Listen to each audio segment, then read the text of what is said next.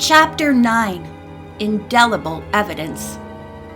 "Good work," Nancy heard the woman thief exclaim. "Serves the little sneak right." "I thought something was amiss up here," replied her male accomplice, speaking with an exaggerated English accent.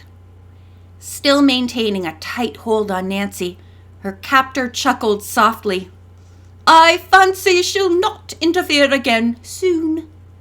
His partner removed an armful of the coats and jackets, then rolled the bedspread tightly around Nancy. The woman piled the clothing on top of her. "Make sure she won't meddle anymore," the woman cried. "No time, my dear," the man answered.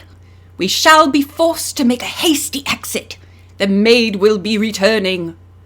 "Then cut out that silly accent and let's get out of here," his companion muttered. Just when Nancy thought she surely would suffocate, the man suddenly released his grip. The couple raced from the room. Nancy struggled to untangle herself from the heavy bedspread and its burden of coats. When she finally got to her feet and stepped into the hall, the man and woman were not in sight. Just then, the maid who had gone for the tea opened a door from the back stairway. "Gracious!" she exclaimed, staring at Nancy. "What happened to you?" For the first time, Nancy realized how disheveled she must look. Her dress was rumpled and her hair mussed. "The woman who pretended to be ill is a thief. She and some man tried to smother me. Did you see anyone running out?" "No, miss," the startled maid replied, setting her tray on a hall table. Nancy said, "Maybe they're hiding in one of the bedrooms.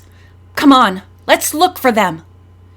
They searched the bedrooms, looking in closets and every possible hiding place, until they were satisfied no one remained on the second floor.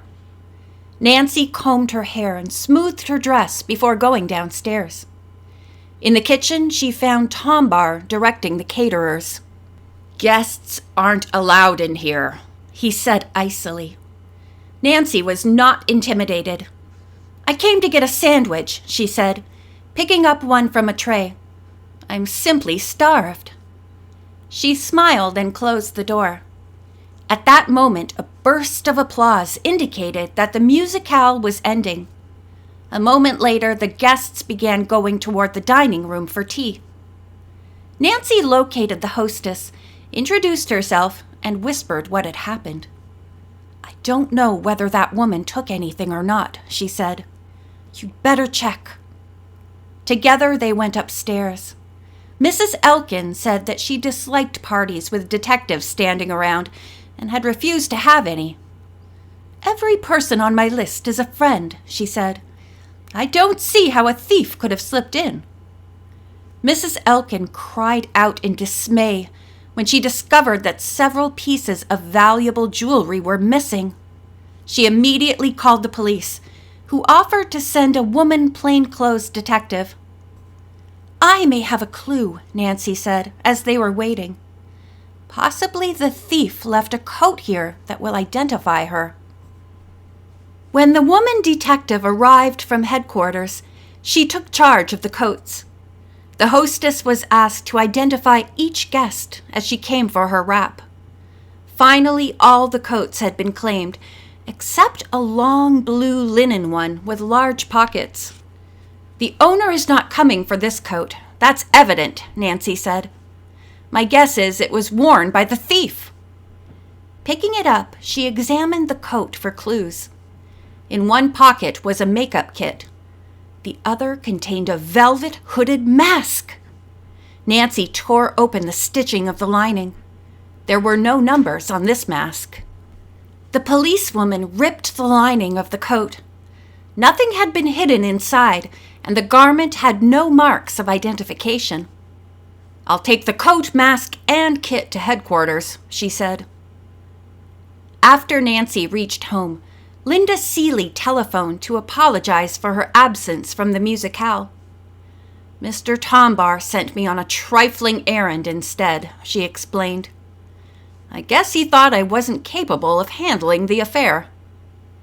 Nancy remarked that Mr. Tombar himself had not performed too efficiently and told of the robbery. "Oh, how dreadful!" Linda cried. After the phone call, Nancy sat lost in thought. Suddenly, an idea came to her. She would have a chemical analysis made of the ink notations which she had discovered on the lining of the first hooded mask. In the morning, she went to a laboratory and was informed by one of the chemists that the fluid was rather uncommon. It was new and was sold exclusively for marking garments. "Then any number of dry cleaners might have similar ink?" Nancy asked. "Not necessarily," the chemist replied. "This particular type of ink is pretty expensive." Nancy was excited. Did the Lightner Entertainment Company use it? She wondered. At noon, she found Linda at the drugstore soda counter and asked her how costumes and masks were marked. "Oh, we use a special indelible ink that lasts forever," Linda replied. "Could you let me borrow a bottle of it?" "Why, I guess so. How soon do you want it, Nancy?" "Right away, if possible." "Wait here, and I'll see if I can slip one out of the supply room," Linda said. 10 minutes later, she returned with the bottle of ink tucked in an office envelope. As she gave it to Nancy, Peter Tombar entered the drugstore. He could not possibly have known what the fat envelope contained, because Nancy thrust it quickly into her handbag. Nevertheless, he regarded the two girls intently, then walked over to the soda counter. "Miss Seeley, you are 5 minutes over your lunch hour," he said. "I'm sorry, Mr. Tombar. I was just leaving." "Leaving? I thought you were just coming. Didn't you hand—" "Are you eating here?" Nancy broke in. Tombar glared at her, but did not reply. Linda took advantage of the moment to escape. Nancy regretted the meeting with Tombar. He could not possibly know what Linda had given her, but he might be suspicious. No sooner had Tombar left the drugstore than Nancy returned to the laboratory. She gave the chemist the bottle of ink for analysis and waited for his report. Finally, it came. She was informed that the fluid was identical to the one used to write the numbers on the lining of the hooded mask. "What a clue!" Nancy thought, and hurried from the laboratory to return the bottle to Linda. Nancy talked with Linda for a few minutes. Then, just as she managed to slip her the envelope with the bottle in it, Tombar entered from a back room. He stopped short when he saw the two girls. "Miss Seeley," he said coldly, "I suggest that you return to the work you left. I will help Miss Drew." "Never mind," Nancy said quickly. "I'm just going." She sailed out cheerfully, but her heart was thumping uncomfortably. Had the man seen the bottle change hands? On Sunday, she told her father about the ink clue. "Now I'm positive someone at Lightner's is a member of the gang," Nancy said. "If I could only work there a few days, I could watch everyone." "Couldn't you help Linda with the office work? I'm sure Mr. Lightner would give his permission." Nancy's father called the man's home. After a brief conversation, he said goodbye. "It's all settled," Mr. Drew reported. "Mr. Lightner was most agreeable to the suggestion." Nancy appeared punctually at the Lightner Entertainment Company at 9 o'clock Monday morning. She noted, with some amusement, Tombar's reaction to her arrival. After his first unfriendly stare, he pointedly ignored Nancy.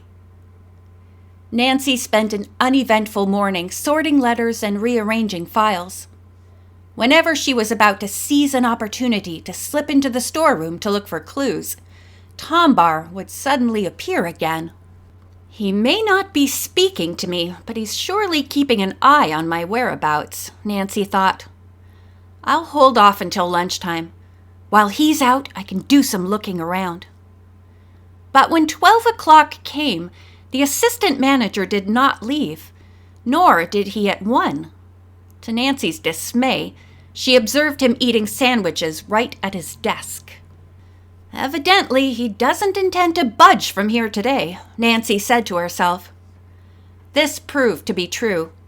By late afternoon, Nancy was weary from hunger. Her eyes ached from the tedious filing, and she was discouraged. When 5 o'clock came, Nancy left the Leitner offices without seeing Linda. Right after supper, however, Nancy received an urgent telephone call from the girl. "It's happened," she announced dramatically, "and I don't know what to do." "Another robbery?" Nancy gasped. "No, not that. I've been discharged." End of chapter 9.